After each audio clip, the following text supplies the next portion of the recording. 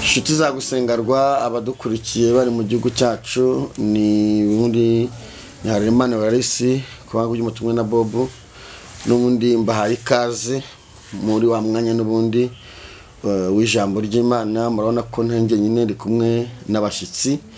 Tumaze iminsi turi kuvuga ku nkingi eshanu zatuma Imana ihindura amateka y'umuntu, kandi tumaze kuvuga ku nkingi eshatu. Ejo twavuze ku nkingi y'ibyiringiro by'abizera. Uyu munsi turi ku nkingi ya kane ivuga ku nkingi yo kurwanya ubukene.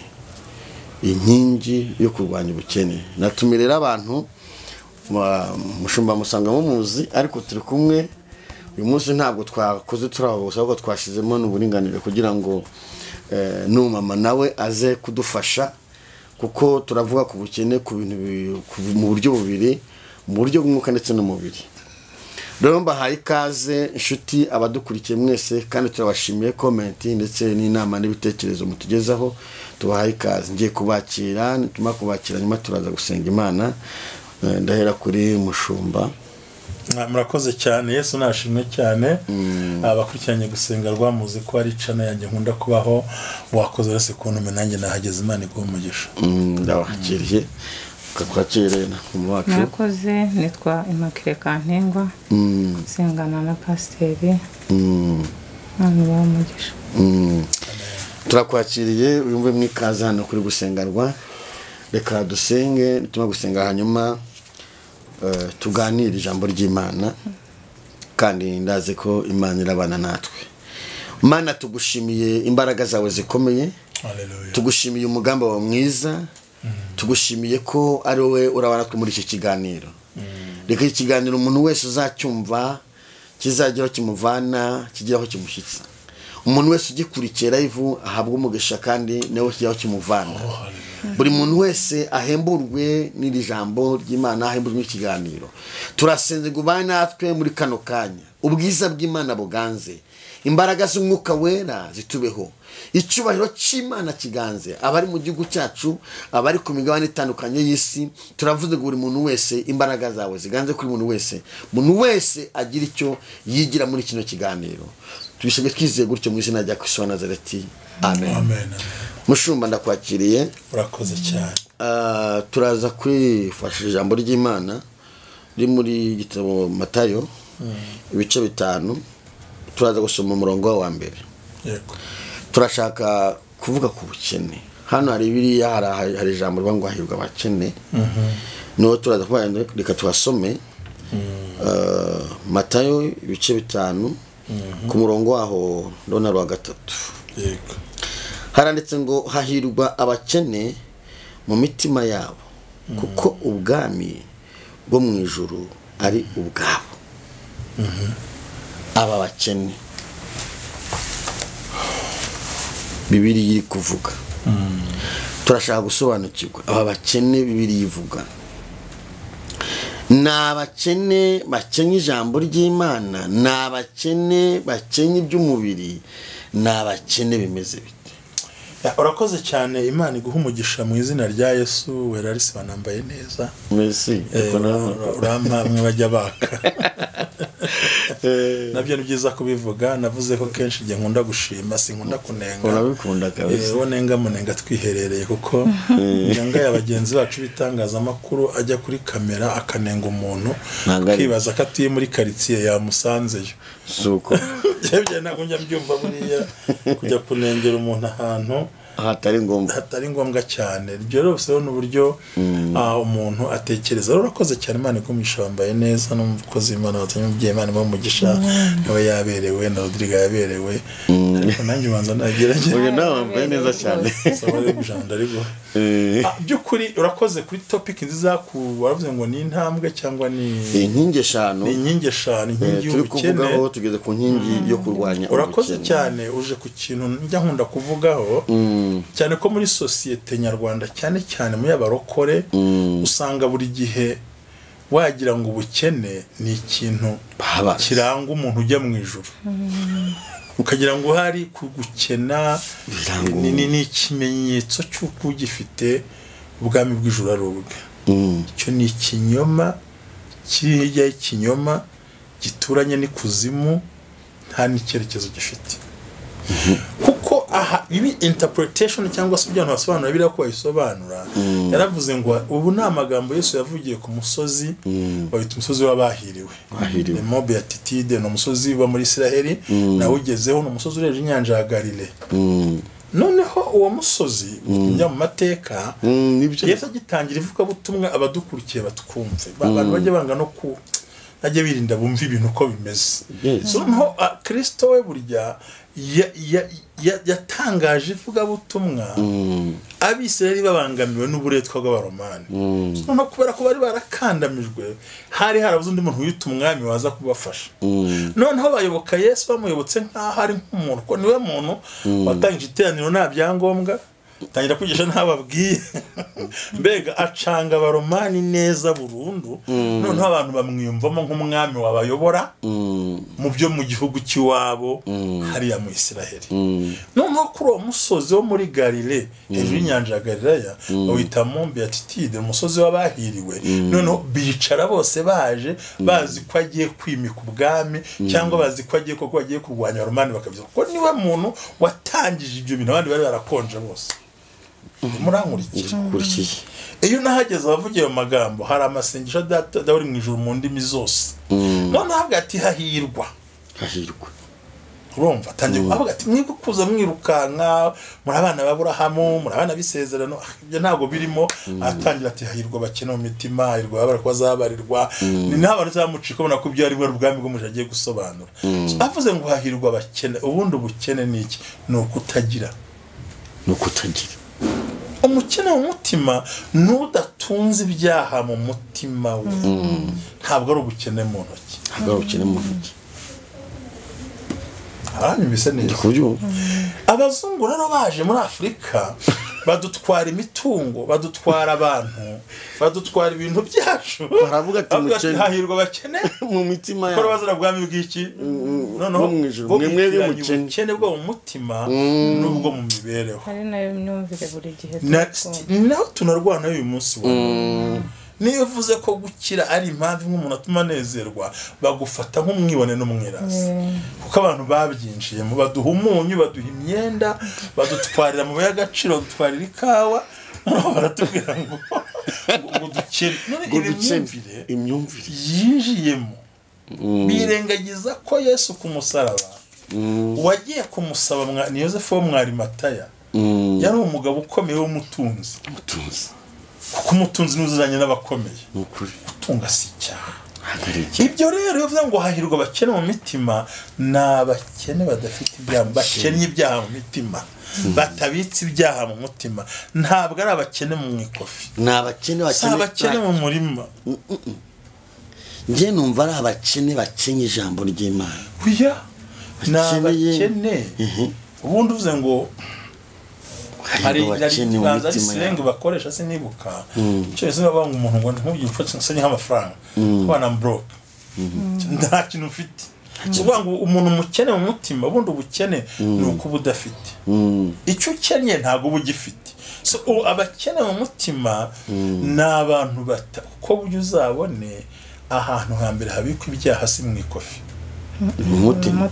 Urakoze cyane ni mu mutima. Rero hari abatunze mu mutima batunze uburayo busambi inzoga ugambanye kuca guhinga nago hahirwa bene abo bantu mu mitima yabo nta kantu Imana ishimye. Amen. Mitima yabo bantu nta kantu n'ubukene bakenye ibyaha bakeneye ishyari ntabwo ibyo bintu biba mu mitima yabo ntahirwa bene abo Imana ishimye. Abavuze ngo bameze nk'abana bato kuko ari bazaragwa ubwabo umwana uramukubita mu kanya hakuyambira umuntu umenya burakari bugiye. Nicyo Kristo yavugaga n'abakene ko ijambo ry'Imana avuga muri Zaburi aho teze ngo nabikiye ijambo rye mu mutima wanjye kugira ngo ntagucumuraho. No kuvuga ngo ubitse ijambo ry'Imana muri we abari n'umukene w'ibyaha muri we. Ni nako Imana abwiye Kayini mu bice bine by'itangiriro ngo ibyaha byituga tugira ku rugi rw'umutima wawe ari we bishaka. N'abakene ku cyaha n'abakene ku cyaha si abakene ku bifatika byakadutunze cyane ko tuzi ko dukeneye kubaho ntiwabaho udafite uburyo ugomba kuba wakabayeho so rero iki kintu nashaka gusobanura n'abakene mu byaha nta shyari nta nduru ahubwo babitse ijambo mu mitima yabo. ese pasite buriya gukena n'icyaha twagifata nk'aho ntabwo ari icyaha ariko bibyara icyaha. Gukena si icyaha ariko ofira mesure cyangwa se buhoro buhoro bihinduka icyaha kuko iyo udakoze ubundi gukena ni ingaruka zo kudakora utinya ibyo uzakora kwitwara mu rwego rutari urwawe kuba umunebwe no kuvuga igihe narize sinaba umumotari ariko ukaka umumotari tubama iri ngiye ubwo ntize sinasaba akazi ko mu rugo bansuzugura noneho abantu ugasanga yishyizemo icyama za complexe zo kumva ko nakora ariko uko utinda gukora ukinjira mu bukene niko uzikopesha ntiwishyure bibyara icyaha niko uzasaba niba kwima batuke bibyara icyaha bivuga ngo ubundi akenshi bigenda si icyaha wakwifuza ukwimya ukarakara ko ngenda mbaza abantu benshi cyane muri iyi minsi ari itaremyeze kwaduka mu minsi yashize ngo nta jana rero nta myaka ijana ntabyo n'ubuyobe ngo nta myaka ijana ngo nta n'igikwe ngo nta bukwe ngo nta jana kandi biravuze ngo uramye ni 40 kuko cyo mbona hari jameze kwaduka mu myaka yashize nk'ibitatu ine ngo abakire si abantu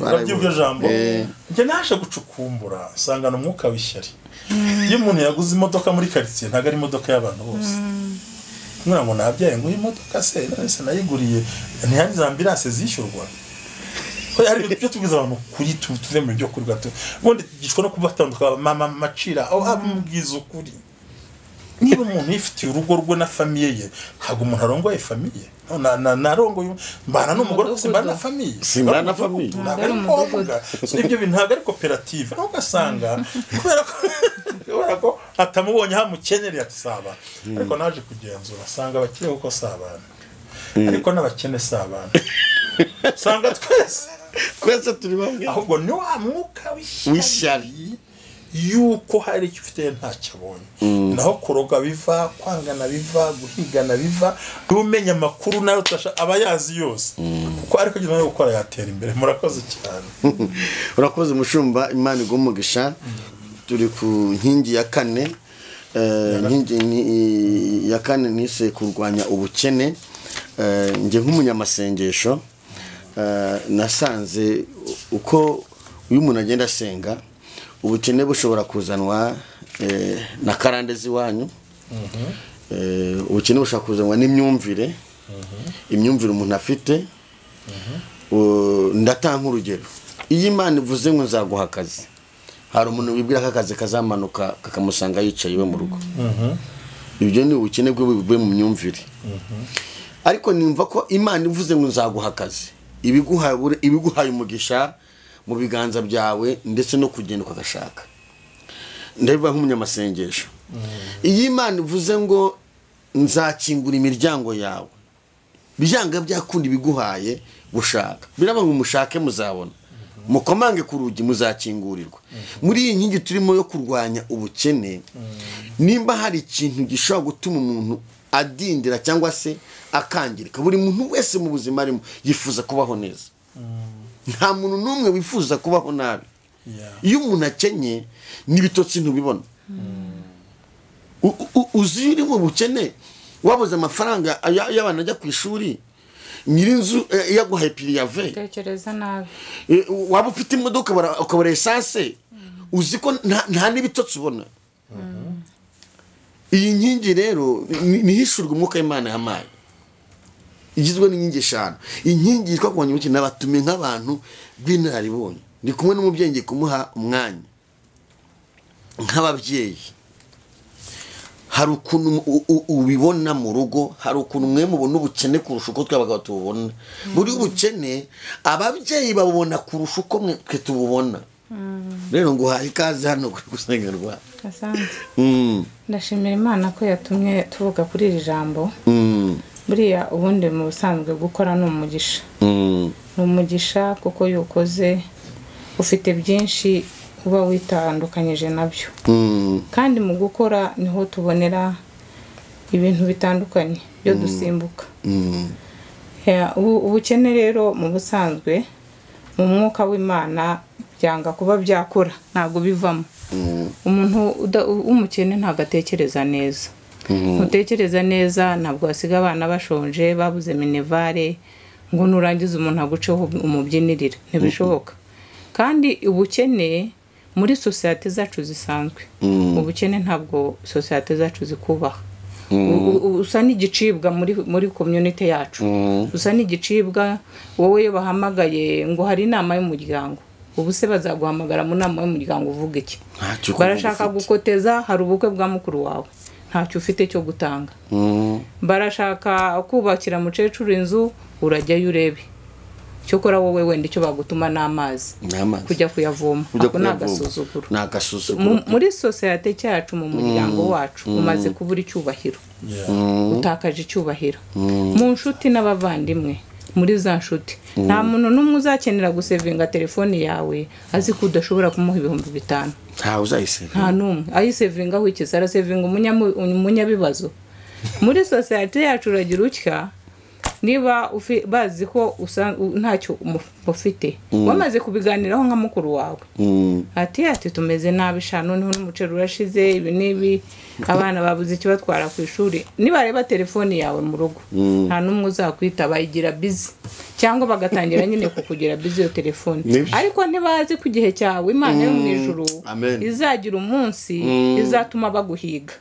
Gukora rero niyo mpamvu uwo muntu akwiriye guhaguruka, niyo yacuruza imboga akikuraho kwa kumutesha agaciro, batangira kukwita ikintu.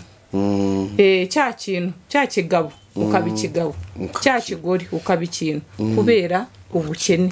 Ubukene nta cyubahiro buduhesha muri society yacu. Ubukene niho nzagenda nkicara hafi n'umunyagataro w'imodoka yasohoka, acha mufite igituranyi cy'igikire, wowe ukena gute? Wakirangije se? Niho turi bugire ya migambi yoroshye yaryashyari, uriya muntu dufite kumuroga gusara. Ariko impamvu nturi buyivuge, n'Imana yikubajije ugarutse nyuma ujya kwicuza, ntabwo uzabwira Imana impamvu uriya muntu mushaka kwapfa, ntabwo uyifite. Kuko umubajije se wowe yagukoze iki? Nuko ari umukire. None se uzi ibyaciyemo nawe kubona biriya? Bamwe rero impamvu zaba zitera uwo muntu ubwo bukene, hariho kuba wenda warabuze umuntu gufata ku kuboko. Burya hariho ibyiciro by'ubukene, hariho umuntu udafite aho ahera, hariho n'ufite aho ahera ariko ari umunebwe. Biriya bintu biratandukanye, ubukene tubugira mu murongo utandukanye. Hariho gukira uyu munsi ntibigisaba kwiga, oya, gukira si ukwiga. Ushobora kuba warize ngo ujijuke, ariko ufite ubwenge bwo gupanga utuntu two gukora. Hariho n'ufite amafaranga ariko yabuze aho yashora, ubona waraho ninjije. Bwa bujiji bwe ya mafaranga azashyika aho ashire, kubera ko atazi aho kuyashyira. Namara gushira azatandika guhangana n'abantu, ya miryango izarugana, ya miryango izahangana. Ntuwumva ko ubuze icyubahiro, nta n'ijambo uzabona, ntujye uhabwa ijambo. Mugiye ku makwe muricara, umukwe w'iwanyu aho warongoye muri famille n'abakiri, yushyitseyo abandi bakwe baravuga bati nge nzatanga inzu, nge nzagura ubutaka, nge nzakora iki? Wa mukwe w'umukene akora iki?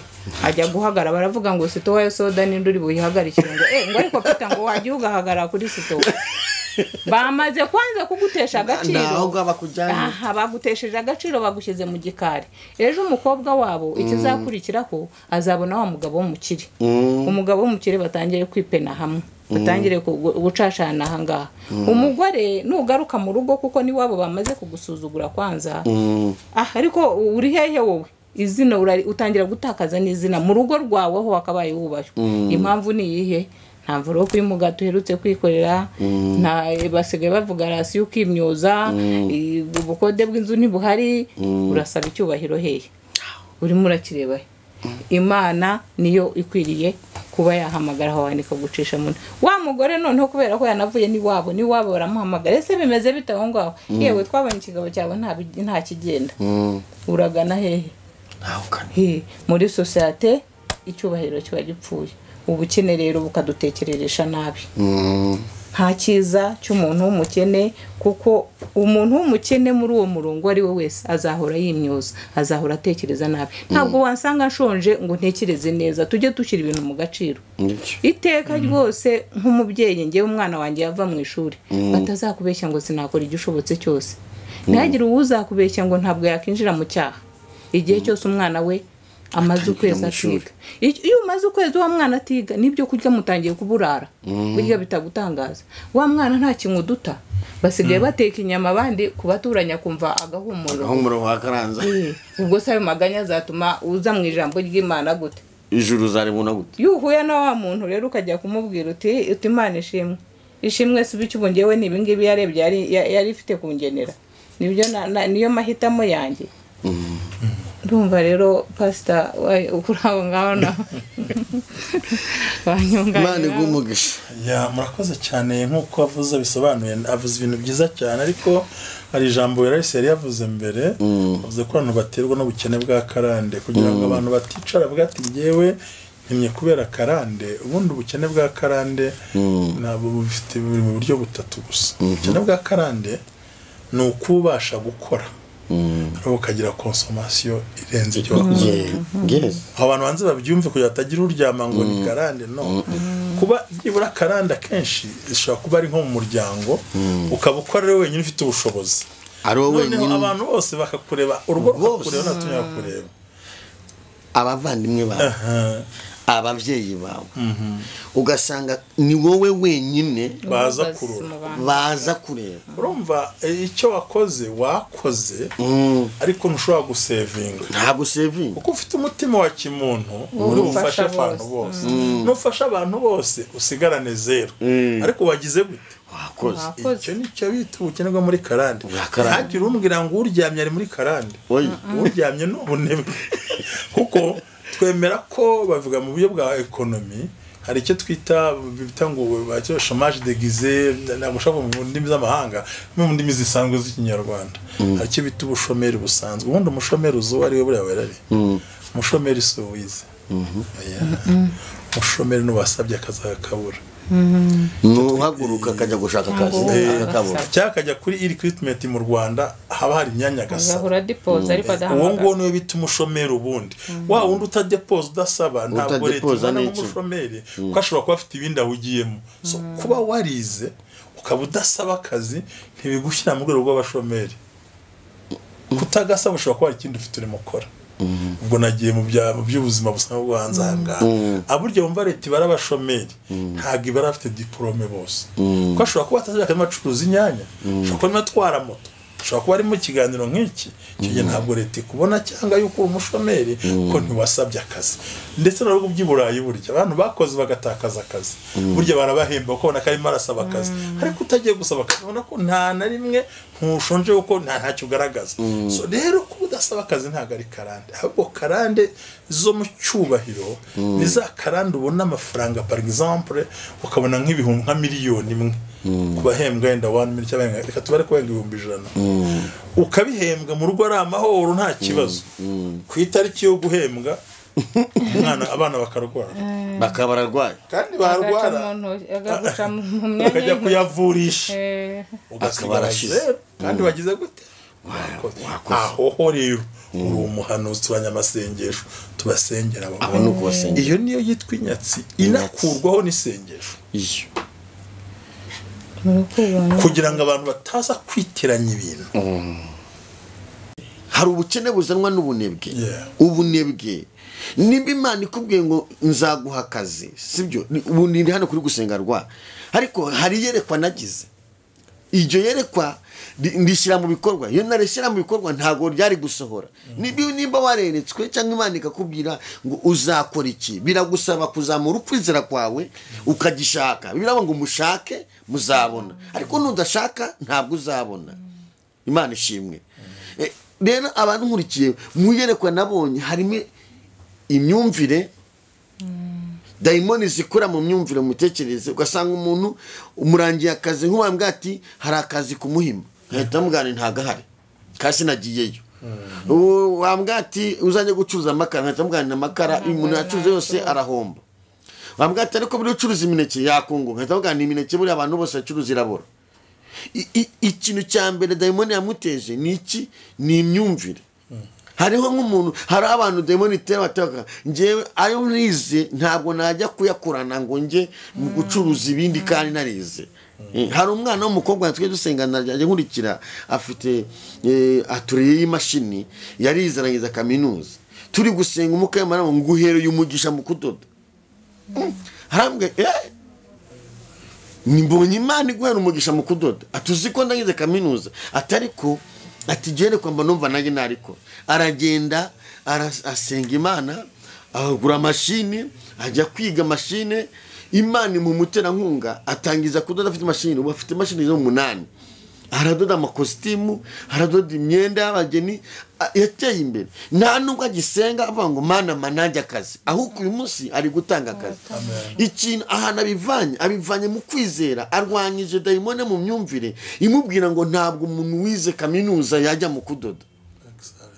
Hari amajwi adusuzuguza, hari amajwi akubwira ngo iki wigikora, iki ngiki wigikora. Aya majwi abantu adukurikiye ukwiye kurwanya amajwi akubwira ngo iki kintu wigikora, wicuruza, wijya hangaha, uzaca hangaha. Nimba aho byanze, senga Imana, Imana ikwereka umuryango kandi uzabona mu izina rya Yesu.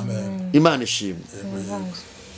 Hari ijambo riri muri Proverbe, hariyo imigani kuri 24:34. Imana iravuga cyane ku bukene. Imana ntabwo ishaka ubukene. Imana iravuga iti nimuhaguruke mukuri. Ni nkuko uvuga ngo haguruka ujye hariya, none se zadufashe te tutateye intambwe. Niba ntashaka kuvaho nicaye nta kuntu izambwira ngo Nyabugogo niho hari icyanjye cyo gukora, ariko wanze gushikana Nyabugogo. Kugira ngo icyo kintu kiveho, umuntu najya byuka, ubundi dufitemo akantu ko kuvuga ngo ngiye muri pause ngo ndaruhutse. Hayi uruhuka icyo ufite iki? Ugasanga rero icyo uruhutse n'icyo ufite ntabwo uragira icyo ugeraho, ariko watangiye kuvuga ngo uraruhutse. Uruhuka icyo ufite iki? Icyo nacyo ugasanga ni umwuka, sinzi niba ari umwuka muvugiramo. Ubundi umuntu mu gihe utaragira akazi haguruka ujye gukomanga kuri bya office. Ndavuga cyane n'urubyiruko, nk'urubyiruko umwana aracyari muto yabyutse saa 10. Ubundi Bill Gates yigeze kuvuga yaryamagaho nk'amasaha 3, ayandi agatekereza, akandi kutuntu, agatekereza akandi kutuntu. Ugasanga ni ikintu cyo kurwanya, ni ikintu cyo guhagurukira. Ubyuka saa 10 utangire wandikeho utuntu twawe kuri ayo munsi. Ariko noneho muri kwa haguruka na CV yawe uyigendane, wikwita ku office ukomange, ubaza uti nje mfite ka CV yagahangaha ariko ntacyo naba nkukorera, iyinjize mu kintu kandi uce bugufi, uze koko nkusaba, wize nkuwiyemera. Kandi ikindi kibazo dufite kurekeraho ni ikintu cyo gutoranya ibyo ukora. Ngo ngiye nifite kaminuza ngo ntabwo najya gucuruza mu iduka ryo kwa tantine wanjye. Kaminuza yawe se uzayigura ibirayi, uzayigura umwenda se? Noneho wa muntu agagumiza ari badene, ari ikibazo muri family, kuko ashaka gutoranya ibyo gukora. Kandi gutoranya ibyo gukora isirimira gusiga, kandi icyo gihe uri muradindira no mu myaka uradindira, bigatuma uyu muntu muri cya gihe arimo kudindira, cyangwa no mu bakuru muri twebwe mindset y'umuntu ukora ubusa. Mindset ikora ubusa mu cyongereza baravuga ngo ni devil's workshop. Ni iduka rya Satani yariyo yose rinjira. Because kuva mu gitondo, nawe reba kuva mu gitondo ugiye muri dushe urakarabye, ugarutse muri salo urambaye, urebwiriwe ku mafilimu. Igikurikiraho urakizi filmu yuri burebe, urashyiraho blue movie, urashyiraho za filmu utangire kwiga sitiri zazo. Igikurikiyeho mu gitondo muri mugoroba umukobwa arakaraba ajya guhura na muhungu. Ubwo urebye ahuganye nimuba muri yo uranywa no kurumogi, nuko niwarangiye kuko ntacyo ukora. You're not busy, ntiwigeze, nta kintu ufite cyo gukora. Uraho gusurira uryoshye, ukambara neza, ugasirimuka. Ubwo papa wawe na mama wawe babiri byuya, wewe wasigaye mu rugo, nta kintu kindi wigeze ubafasha. Yewe nanakubwira ati se musore kuri muto, dore mfite agafamu hari agafitemo uduka 3, waba inyarukiyeyo. Ntabwo ari bukwemerere kuko yigiye i Kigali. Ntabwo arakwemera kujya mu mase. Ntabwo ajyayo, yigiye i Kigali. Ariko ahubwo warafata ka gafurashi ashyiremo ka gafilimu, naba adafite laptop na touch ureba induru kuri uko ziri intambara yarota tudakuye rero intoki mu maboko ngo duhaguruke Imana igufasha wifashije ntabwo izaguhagurutse ngo igufashe gusa tera intambwe iguhereho umugisha mu nzira uri muri ya nzira ariko mu gihe uyihamagara wicaye ahangaha iyo mirako ntabwo ihari ngira ngo abapasiteri mwebwe mwagisobanura hari ibitangaza nk'ibyo bizaza bikanterura nkabona nicaye muri office ngatangira kwicara kuri laptop wenda nta bitangaza bizaboneka bizagutera Imana nuko nayishaka niba yarampaye kandi buri muntu wese murema yamuhaye ubwenge igihe cyose ufite ubwenge utari nta hantu na hamwe ubabara yaguhaye ukuntu uzabaho ikurema yari ifite imigambi yawe ifite imigambi ifite icyo yakugeneye kubera icyo uko kuntu yakugeneye urimo kuyidindiza so iwe yo irashaka kuhaguruka ahubwo urayitinza irashaka kuhaguruka utera intambwe ihita ikwereka ibitangaza byawe aho byari bizingiye ihita gukuraho ka gasuzuguro ko mu muryango gukuraho ko guhora buriya Peter ari hafi gutelefona iyo ni telefone ye ni muyikupe muyisesetse hasi y'umusego iragukuraho icyo kintu ahubwo nayo ikubwiye ngo haguruka ugende nkufashe batangire kuguhamagara nawe ujye ubakupa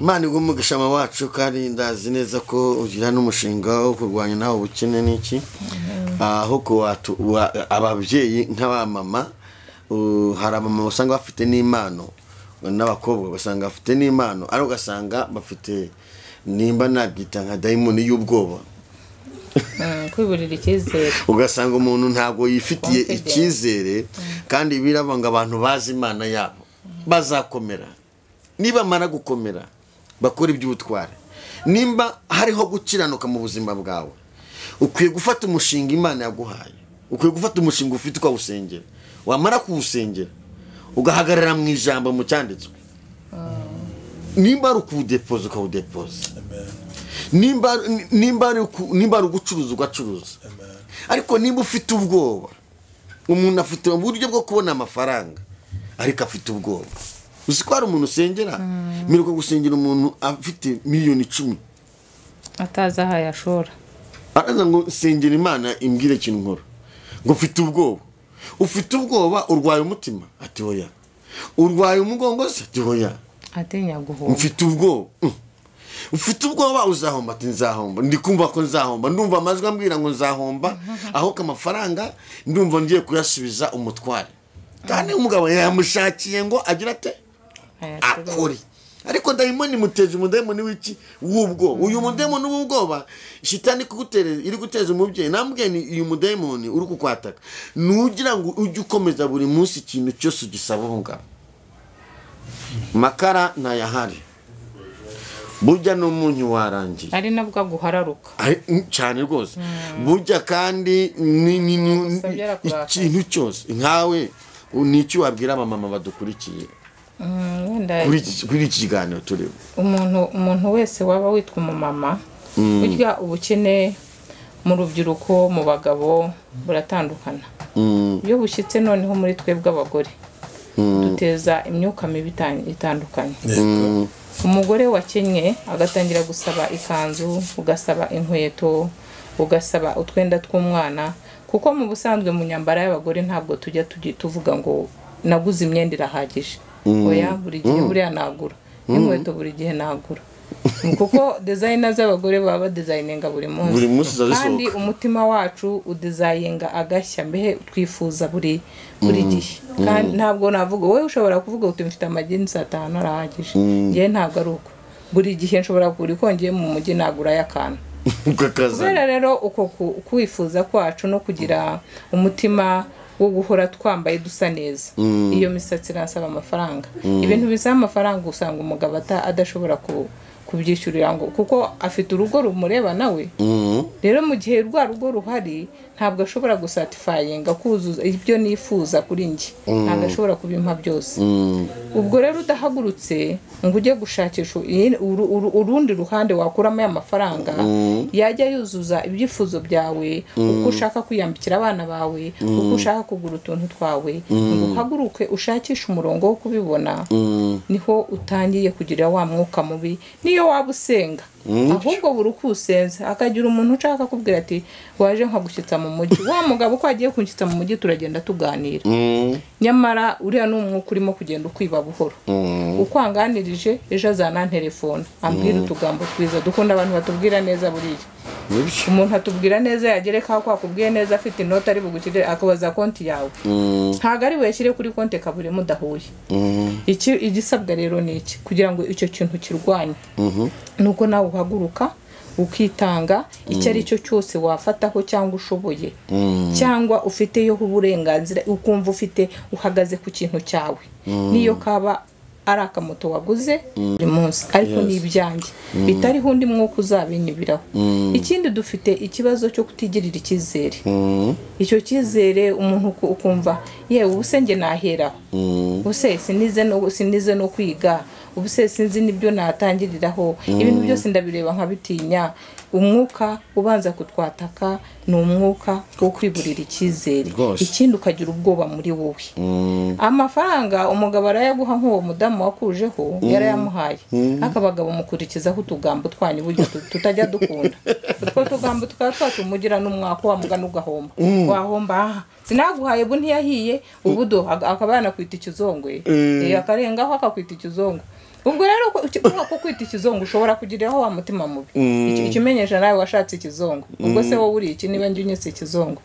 nawe uri iki nyuma yuko washatse ikizongo uri cyo nawe wabaye cyo ya mafaranga rero yampaye yakurikijeho ya magambo ntangira kuyashora mfite ubwoba kandi koko buri kintu ntago ntago business zirashya gushya sigishya bishobora gushya ariko yiba nayashoraga arayanjye nakayashwe n'umutima umwe yashye sinkeneye kuguha accountability nibindeba ngiye uko Imana yanyubuye kuko niba yambwiye ngo tera umurongo wenda hahandi nari ngiye kuhigira niba maze kuhigira hari ahandi ngiye gushora noneho nzaba namaze kubonera experience yanjye nari nkeneye kubanza gutera intambwe kuko ushobora kujya gucuruza amazi ugasanga umuhamagaro wawe uri hafi kuwugeraho y'amazi agashya don't give up ntabwo ndekeye aho ndacyashora ndakomeza hariho igihe cyanjye Imana yarambwiye ngo nyuma y'imyaka 3 niho ngiye nshaka kukwerekera amavuta yanjye nuko ari wowe uzategeka rwa rugo ukarwereka ngo ni amafaranga ubu ni wowe wabazwa wa wundi wampagaza miliyoni 10 akankurikiza amagambo ahubwo ubu ninjye uzazima nkambwira rwaguruka noneho ujye gushora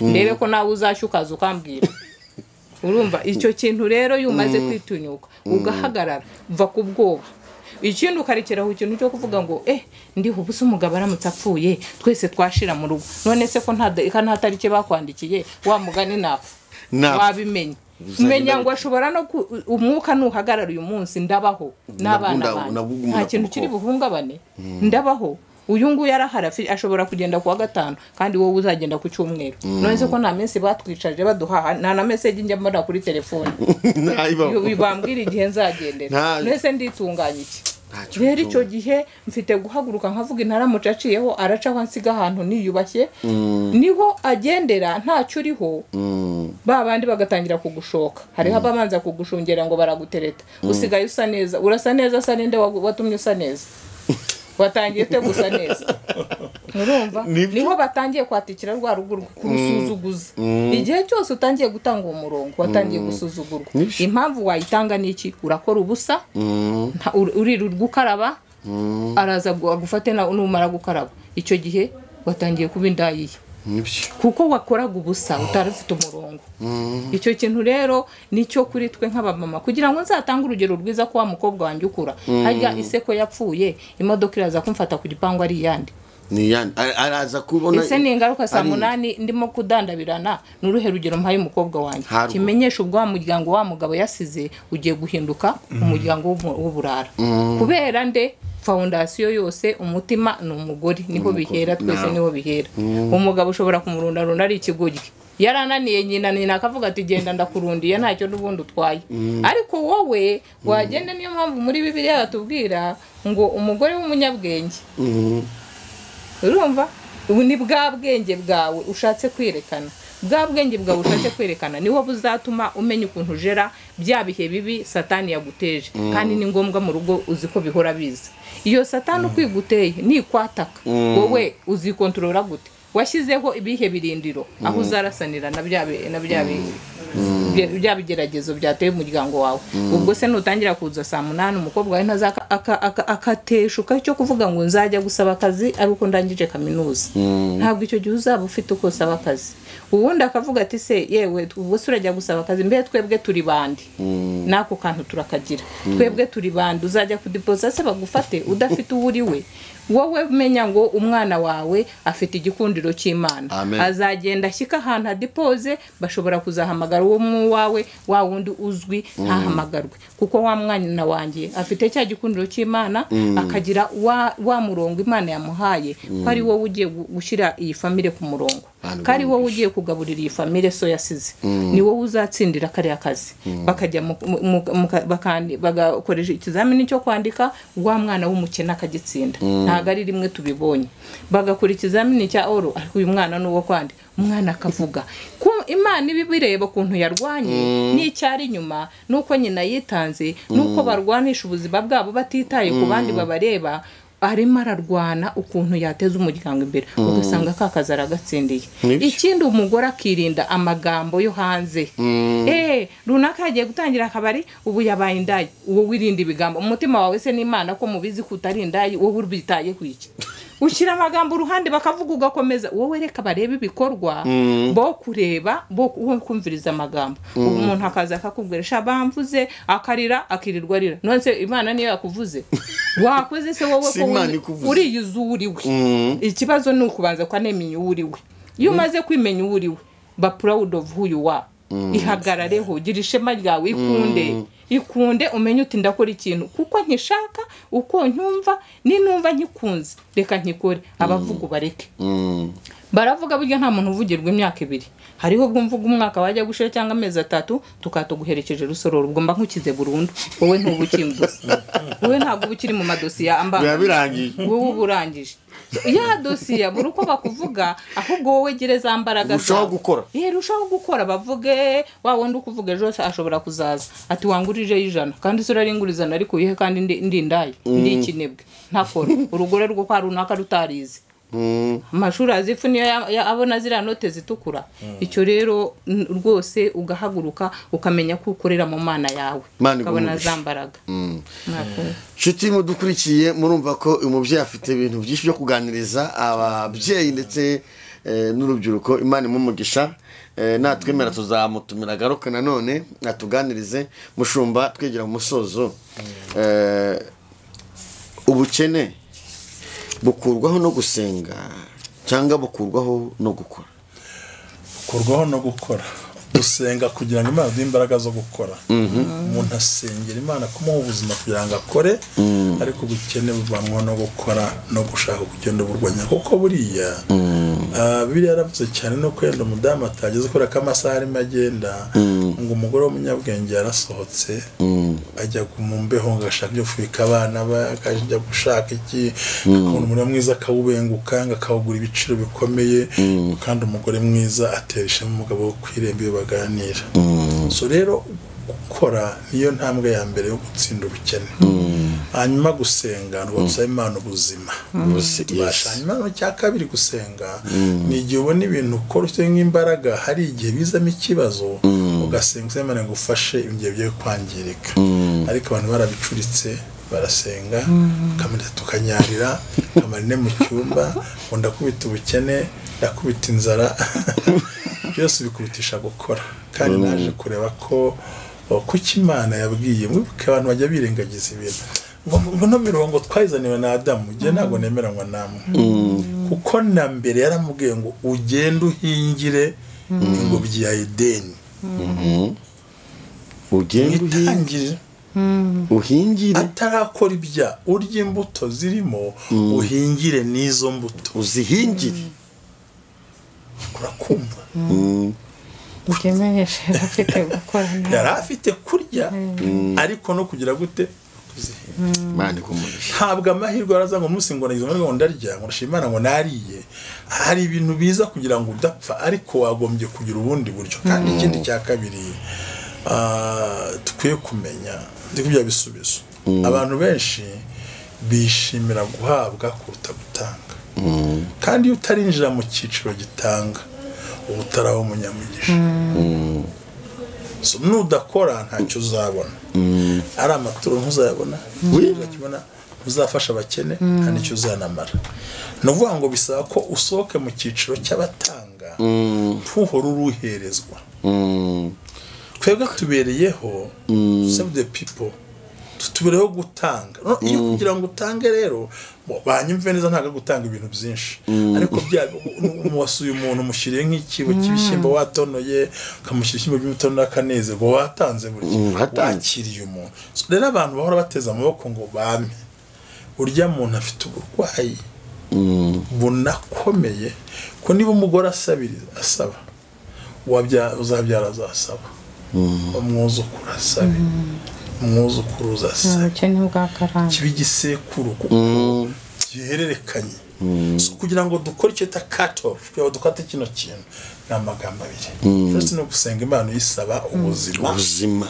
kabiri ni ugusaba Imana ikaguha favor gatatu no gukoresha amaboko yawe akaboko kari kameze gutya kakazagira gutya ko gutya no kwakira gutya no gutangisha umugisha kandi uhesha umugisha nawe ugira Imana ishimwe aho rero bakwiye kubisobanukirwa asigaye agakora ikindi navuga abagabo bagenzi banjye nibagerageze boye gusaba ingo zabo twebwe ingo zacu tubivugeho twese natwe ntabwo turimo ariko turi abagabo urwaza kwicara ngo ntabwo badusiga abagabo twebwe gusahura ingo zacu turisahura George rateze ngo nakantu kacyama George banete bango ngagaye ibyo bakabyibiramo uwanga ibyo bababyibiramo abyibamo sorry uwanga ibyo wababyibamo nuvuga ngo ufashe byara gufasha urugo no gutegura hazaza no gutegura ubuzima urangije ntabyo ukoze kutabikora kwawe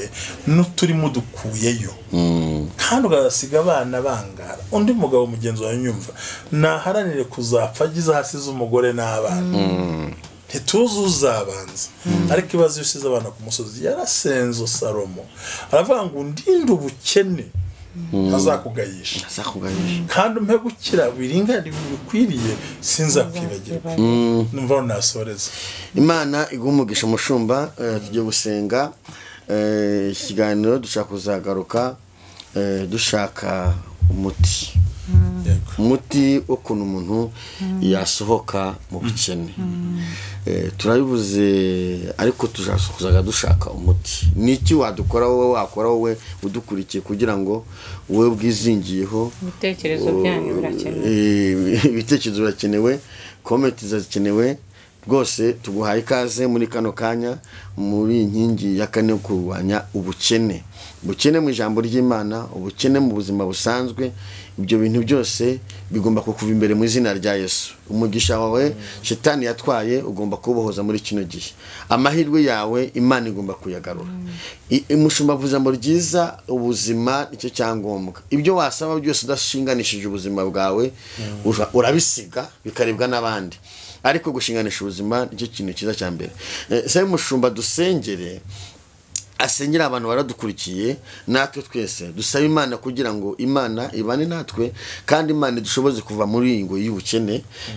yaduteye itutse mu mitekerereze iturutse mu kwigishwa nabi uyu munsi nimba hano umuntu wakire ko umuntu wese umukene ari buzabona ijuru abihindure mu izina rya Yesu ahubwo agira ishyaka ryo gukora kuko nibwo azabasha kugera mu ijuru neza buryo komengasiro uko murushima n'ingasire n'abapasiteri tugira uruhare mu guteza abantu babonebwe icyo ni ukuri cyane ufata abantu ukabicaza ahantu badakora nguramubwira ko bizashoboka iminsi 5 nine ningahe kuko yagakoze kubwira umwana n'abahanuzi bakajya mbone ngo widepose Imana izakudepose ngo wingo nk'umusore ngo wa musore ngo ntushaka Imana izagushakira izamanuka mu ijuru Imana izamuzana ibyo byose biri mu mpamvu zimwe z'abanyafrika mu mitekerereze ariko dukeneye guhindura ya myumvire abantu bakamenya neza ko ubukene urakora bukagenda sumurage cyakabiri no mugisha niba usengera barawukorera nta kintu kwisi na kimwe wabona utavunitse ukeretse agakiza konyine ko kwatura ko Yesu arwaye n'umukiza ibindi abantu barakora so n'abapasiteri bagenzi bacu rero nabo nibigisha abantu gukora bigisha bari bakubamarana iminsi bicaje ujye umenya ko bakeneye no kurya icyo bivuze buriya Imana igumugisha wadusengera dusuza iki kiganiro tuzakigarukaho. Imana nyiri cyubahiro nyiri ubutware nyiri ubushobozi Imana ishobora byose Kristo dukoze ku mpande yose tugaragaza ibyo tubona uyu munsi wa none ufite imbaraga ufite ubutware ariko turi imbere y'ubwiza bwawe birashoboka ko hari gusengera n'abantu bakeneye guhindura imitekerereze n'imyumvire ngo batere imbere kabiri n'abantu bagerageje guhindura mindset zabo bagatangira business bagatangira ibyo bakora ariko uyu munsi ukaba za obstacles nyinshi za obstacles nyinshi barwanya byaje nyatsi zahagurutsemo kubera za shanije n'izina rya Yesu Kristo wa Nazareti so mbaraga zirekure ahubwo abantu bose babone ko umurimo umeze mu izina rya Yesu turasenze turasenye mu barwanya bose kandi nk'amaseneza abantu badepoje mu kazi bakavamo mu izina rya Yesu abo turabasengeye twasabiye kwizera ntibacike intege ko tuzi neza yuko ukora wese ajya agira ukaraga mu urakoze cyane bazanarebe n'ijambo twabonye mu itangira 26 umurongo wa mbere nuko aragenda Isaka ayo mu gihugu cy'abanyamahanga gasarura ibirenga henshuje ariko yarazina rya Yesu kuko ari mwohereje kandi arabiba ko tuzi ko intwaro nkuri komeye ari kwirukana ubukene ari gukora ariko abakoze bagahura nazo obstacle batabari muri byose umugisha werarisi umugisha gusengerwa umugisha y'umubyeyi umugisha bazumva bose mu izina rya Yesu nakoze amen Imana ibamugisha.